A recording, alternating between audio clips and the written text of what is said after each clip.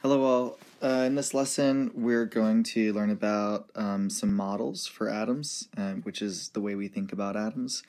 And the people that we're going to learn about in order are the Greeks, Dalton, and Thomson, all of whom were very important progressors of the atomic model. One thing you could do to get yourself ready for this lecture is to consider the following three questions. What do you think of when you hear the word chemistry? What do you think a chemical reaction is? And what do you think an atom is? So you could always pause the video and just think about those to get yourself primed for this. So in my opinion, I just think that we have models because they give us an idea of what something should look like, in this case, fashion. And some models are less interesting than others, but the purpose of a scientific model is very, very different than the purpose of, a fashion model. So this is a pretty common sort of visual representation of a particular model that we have. It's called the planetary model. And it, like all scientific models, its purpose is to help a person studying science to imagine the truth behind something.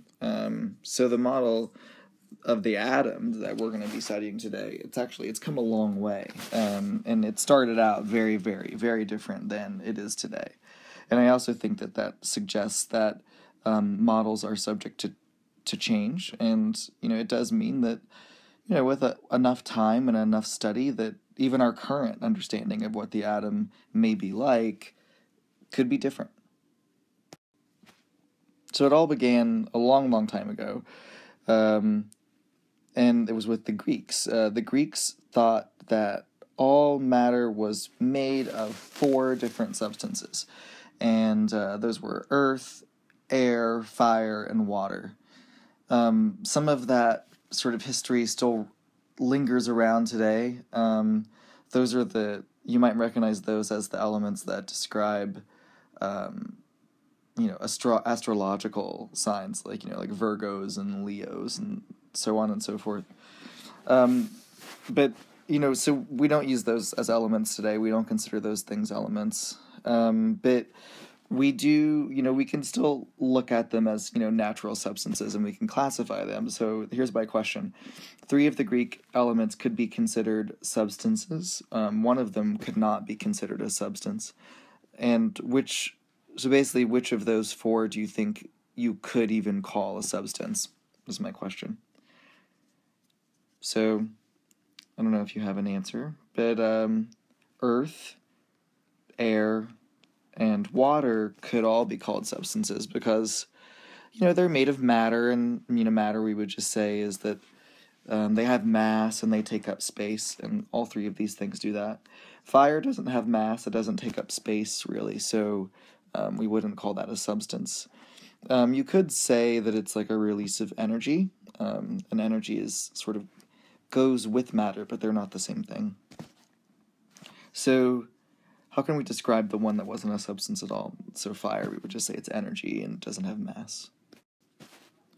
So Dalton's atomic theory. This is one of the first, I guess we could say, more modern theories. I wouldn't say this is, ancient history. So this Dalton guy, he was English, and his model of the atom was pretty simple. You could think of it as an indivisible sphere, or just a round, particle that was solid. It didn't have smaller parts. It couldn't be broken apart.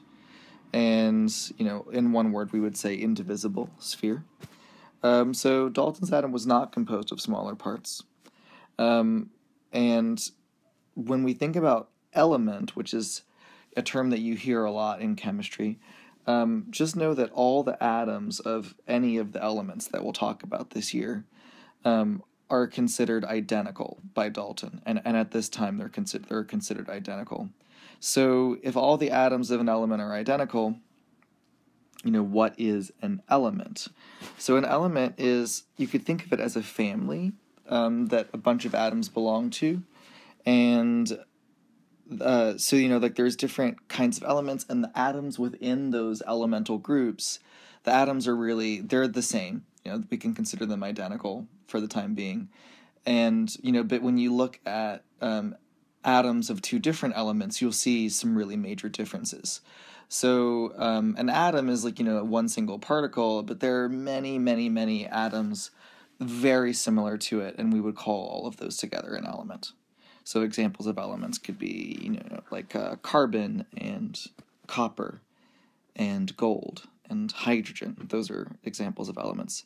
And there are many different atoms that you can call hydrogen and that you can call gold. So atoms of different elements are different. That is, they have different masses. That's sort of what's happening in Dalton's time as he has his theory. So different elements have different masses. And what would cause elements to have different masses? So if an element really is just this single particle, then why would any two of these have different masses? Why would any two of them have different properties? And that's a tricky thing. So if two elements do have different masses, then actually it suggests that within this atom maybe there are smaller parts, and having different numbers of those smaller parts could result in the entire atom being a different mass than a different atom. So this led to a development in the atomic model, and this was by a scientist named Thomson, and he used a technology at the time called a cathode ray tube, and it consists of a hollow cylinder. It doesn't have much mass inside it at all. It is considered a vacuum, so any gases or anything that were in there were removed as much as possible. Think outer space as a vacuum, and they tried to create that inside the tube.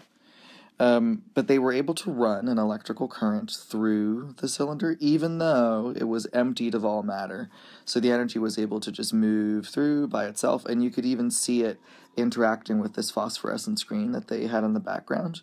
So you could see the electron's path move across and disturb the atoms and make them glow. So what that proved, basically, was that there was another particle, and it was actually smaller than an atom. And the theory is that atoms had these little particles inside them, and those are the particles that Thomson believes are flowing along the wire and disturbing phosphorescent screens as they pass. So they're smaller than an atom. So what he's saying is atoms have smaller parts, and that's definitely a development. He named those particles electrons, and he sort of thought of the atom as being this in terms of this visual model. We're going to call that the plum pudding model. And the reason is because there was this dessert in England. That's where Thomson was from. There's this dessert in England called plum pudding. It's just, you can think of it as pudding has plums inside it. And they're not at any particular place. They're all mixed up. They're distributed around the atom. So Thomson is thinking of his little electrons. That's these negative ones here. He's thinking that his little electrons are just scattered around the atom like plums in pudding. And then the pudding itself was this particle that had an opposite charge. And so it was positive, and that overall that meant that the atom could be neutral. One interesting fact is that cathode ray tubes actually were the technology used in televisions up until, maybe 10 or 15 years ago. And that's why we actually call televisions the tube sometimes, or the website that you might be watching this on is called YouTube, which is a reference to the old cathode ray tubes that these are that TVs were made of.